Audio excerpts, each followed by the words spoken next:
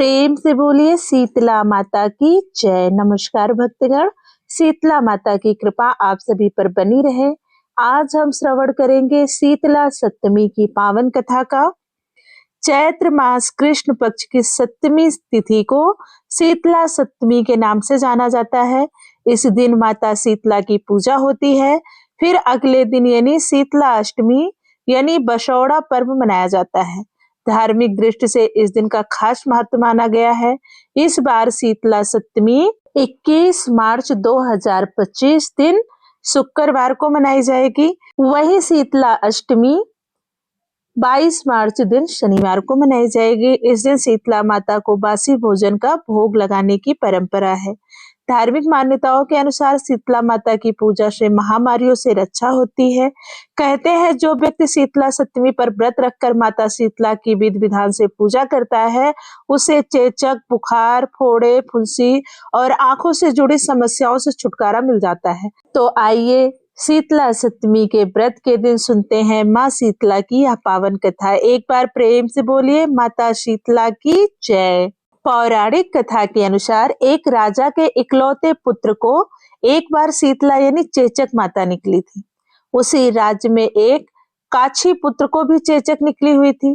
काछी परिवार बेहद गरीब था, पर भगवती का उपासक था। वह बीमारी के दौरान भी पूजा पाठ के नियमों को अच्छे से निभाता रहा। उसके घर में साफ सफाई का विशेष ध्यान रखा जाता था। विधिवत रूप से भगवती की पूजा भी होती थी।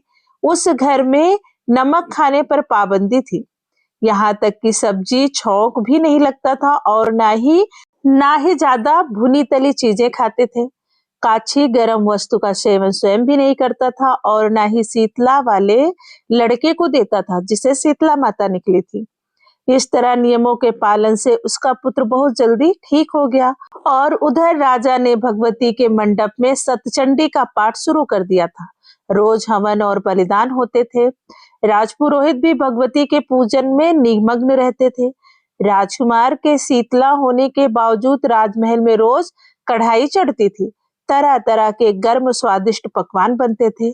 सब्जी के अलावा कई तरह के मांस भी पकते थे, जिसके कारण उन लजीज पकवानों की सुगंध से राजकुमार का मन बहक जाता और वह भोजन के लिए जिद करता था। इकलौता पुत्र होने के कारण उसकी हर जिद पूरी कर दी जाती थी। इसके बाद शीतला का प्रकोप घटने की बजाय बढ़ने लगा। शीतला माता के साथ साथ उसे बड़े बड़े फोड़े भी निकले। उन फोड़ों में खुजली और जलन तेज होती थी। शीतला की शांति के लिए राजा के लाख प्रयास के बावजूद उनका प्रकोप घटने की बजाय बढ़ता गया, क्योंकि अज्ञानतावश राजा के महल में सारे कार्य उल्टे हो रहे थे। इसके बाद राजा अधिक परेशान हो गया। वह समझ नहीं पा रहा था कि इतनी कोशिशों के बाद भी शीतला का प्रकोप शांत क्यों नहीं हो रहा है। एक दिन फिर राजा के गुप्तचरों ने बताया कि काछी पुत्र को भी शीतला निकली थी, लेकिन अब वह बिल्कुल ठीक हो गया है। यह जानकर राजा को हैरानी हुई कि शीतला की इतनी सेवा कर रहा हूँ, पूजा अनुष्ठान में कोई कमी नहीं कर रहा हूँ, फिर भी मेरा पुत्र रोगी होता जा रहा है, जबकि काछी पुत्र तो बिना सेवा और पूजा के ही ठीक हो गया। यह सोचते सोचते उसको नींद आ गई। तभी श्वेत वस्त्र धारणी भगवती ने राजा के स्वप्न में दर्शन देकर कहा, हे राजन, मैं तुम्हारी सेवा से प्रसन्न हूँ, इसलिए तुम्हारा पुत्र अभी जीवित है। इसके ठीक न होने का कारण यह है कि तुमने शीतला के समय पालन करने वाले नियम का उल्लंघन किया है। तुम्हें इस हालत में नमक पर पाबंदी लगाना चाहिए। नमक से रोगी के फोड़ों में खुजली बढ़ जाती है। बिना छौंक वाली सब्जियों का सेवन करना चाहिए, क्योंकि छौंक के गंध से रोगी का मन ललचाता है। इसके अलावा रोगी को किसी के आसपास आना जाना भी नहीं चाहिए, इससे रोगों का संक्रमण फैलता है। अतः इन नियमों का पालन करोगे तो तुम्हारा पुत्र अवश्य ही ठीक हो जाएगा। विधि समझाकर देवी अंतर्ध्यान हो गई। सुबह उठते ही राजा ने देवी की आज्ञा अनुसार सभी नियमों का पालन करना शुरू कर दिया। इससे राजकुमार की सेहत में भी सुधार नजर आया। वह अंततः ठीक हो गया। शीतला माता की पूजा के अलावा इस दिन भगवान श्री कृष्ण और माता देवकी का विधिवत रूप से पूजन करके मध्यकाल में सात्विक चीजों के भोग लगाने की मान्यता है। इस तरह पूजन और कथा वाचन से पुण्य की प्राप्ति और कष्टों का निवारण होता है। प्रेम से बोलिए शीतला माता की जय। एक गांव में एक ब्राह्मण दंपति रहते थे। उनके 2 बेटे थे और दोनों की ही शादी हो चुकी थी। उन दोनों बहुओं को कोई संतान नहीं थी। लंबे समय बाद उन्हें संतान हुई। इसके बाद शीतला सप्तमी का पर्व आया। इस अवसर पर घर में ठंडा खाना बनाया गया। दोनों बहुओं के मन में विचार आया कि अगर हम ठंडा खाना खाएंगे तो हमारे बच्चे बीमार हो सकते हैं। दोनों बहुओं ने बिना किसी को बताए 2 बाटी बना ली। सास बहू शीतला माता की पूजा की और कथा सुनी। इसके बाद सास शीतला माता की भजन गाने लगी और दोनों बहुओं ने सास से कहा कि माँ जी, हम जाके बच्चे को देखते हैं। या बहाना करके दोनों बहुएं घर आ गई और दोनों घर आकर गरम गरम खाना खाया। इसके बाद जब सास घर आई तो उसने दोनों बहुओं से खाना खाने के लिए कहा। दोनों बहुएं काम में लग गई। सास ने कहा, बच्चे बहुत देर से सो रहे हैं, उन्हें जाकर कुछ खिला दो। जैसे ही दोनों बच्चों को उठाने के लिए गई, दोनों बच्चे मृत थे। यह सब शीतला माता के प्रकोप से हुआ था। दोनों बहुओं ने रो रो कर अपनी सास को सारी बात बताई। सास ने दोनों बहुओं को बहुत सुनाया और कहा कि तुमने अपने बेटों के लिए शीतला माता की अवहेलना की। शीतला माता तो सबके बच्चों की रक्षा करती हैं, तुमने ऐसा कैसे सोच लिया। सास ने गुस्से में दोनों बहुओं को घर से निकाल दिया और दोनों को कहा कि अब मेरे पोते को जिंदा लेकर वापस आना, नहीं तो मेरे घर में कदम मत रखना। दोनों बहुएं अपने बच्चे को टोकरे में रखकर घर से निकल पड़ी।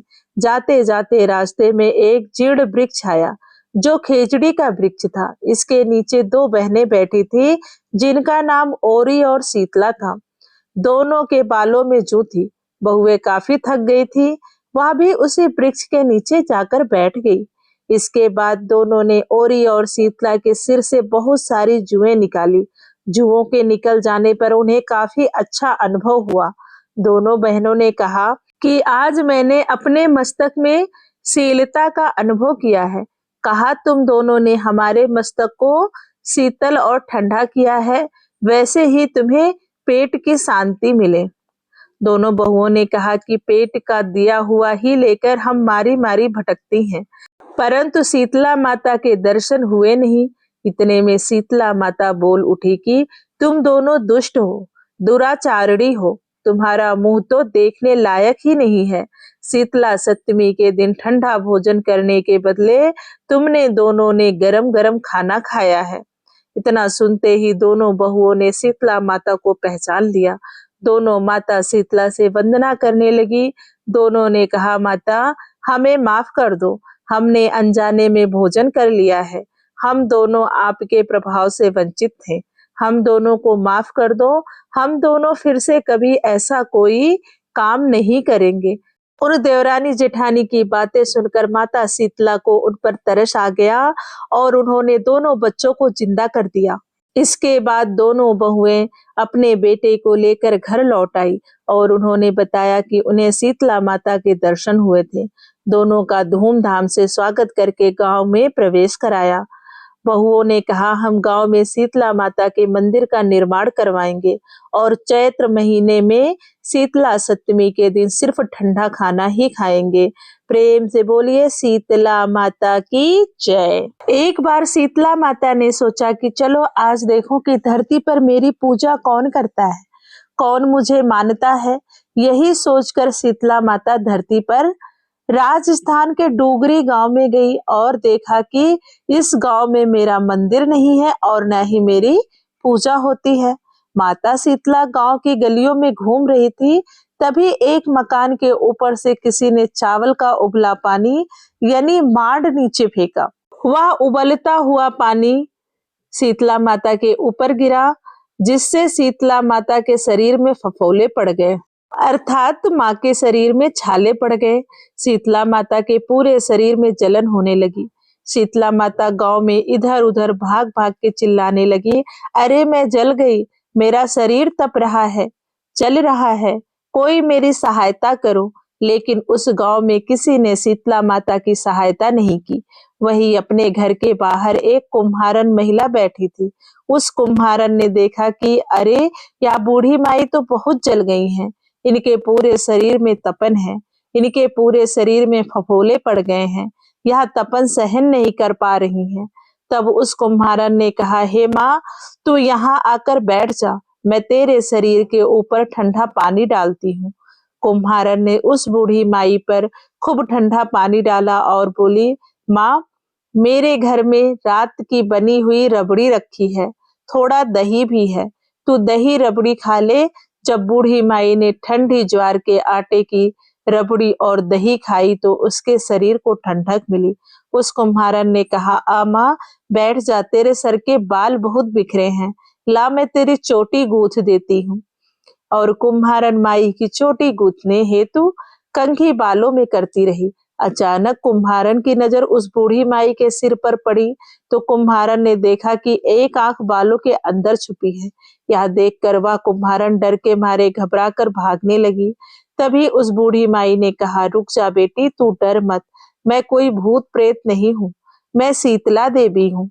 मैं तो इस धरती पर देखने आई थी कि मुझे कौन मानता है, कौन मेरी पूजा करता है।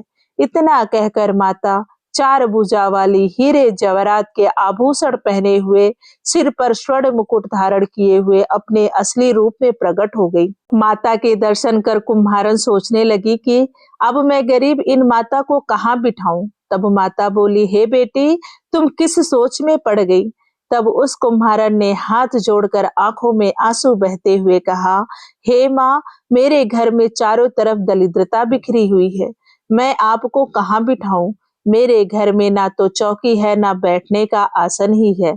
तब शीतला माता प्रसन्न होकर उस कुम्हारन के घर पर खड़े हुए गधे पर बैठकर एक हाथ में झाड़ू, दूसरे हाथ में डलिया लेकर उस कुम्हारन के घर की दरिद्रता को झाड़कर डलिया में भरकर फेंक दिया और उस कुम्हारन से कहा, हे बेटी, मैं तेरी सच्ची भक्ति से प्रसन्न हूँ, अब तुझे जो भी चाहिए मुझसे वरदान मांग लो। तब कुम्हारन ने हाथ जोड़कर कहा, हे माता, मेरी इच्छा है कि आप इसी डूगरी गांव में स्थापित होकर यहीं निवास करें और जिस प्रकार आपने मेरे घर की दरिद्रता को अपनी झाड़ू से साफ किया है, ऐसे ही आपको जो भी भक्त होली के बाद सप्तमी को भक्ति भाव से पूजा कर अष्टमी के दिन आपको ठंडा जल, दही व बासी ठंडा भोजन चढ़ाए, उसके घर की दरिद्रता को दूर करना एवं आपकी पूजा करने वाली महिला का अखंड सुहाग रखना, उसकी गोद हमेशा भरी रखना। साथ ही जो पुरुष शीतला अष्टमी को नाई के यहाँ बाल ना कटवाए, धोबी को कपड़े धुलने ना दे और पुरुष भी आप पर ठंडा जल चढ़ाकर, नारियल फूल चढ़ाकर परिवार सहित ठंडा बासी भोजन करे, हे माता, उसके काम धंधे और व्यापार में कभी दरिद्रता ना आए। तब माता बोली, तथास्तु, हे बेटी, जो तूने वरदान मांगे हैं मैं सब तुझे देती हूँ। हे बेटी, तुझे आशीर्वाद देती हूँ कि मेरी पूजा का मुख्य अधिकार इस धरती पर सिर्फ कुम्हार जाति का ही होगा। तभी से उस दिन से डूगरी गांव में शीतला माता स्थापित हो गई और उस गांव का नाम हो गया सील की डूंगरी। सील की डूंगरी भारत का एकमात्र मुख्य मंदिर है। शीतला सप्तमी के दिन यहाँ बहुत विशाल मेला लगता है। प्रेम से बोलिए शीतला माता की जय। प्रिय भक्तगण, आज हमने श्रवण किया शीतला सप्तमी और अष्टमी के दिन सुनी जाने वाली शीतला माता की पावन कथा। अगर आपको कथा अच्छी लगी हो तो प्लीज वीडियो को लाइक कीजिए, शेयर कीजिए और चैनल को सब्सक्राइब कर लीजिए।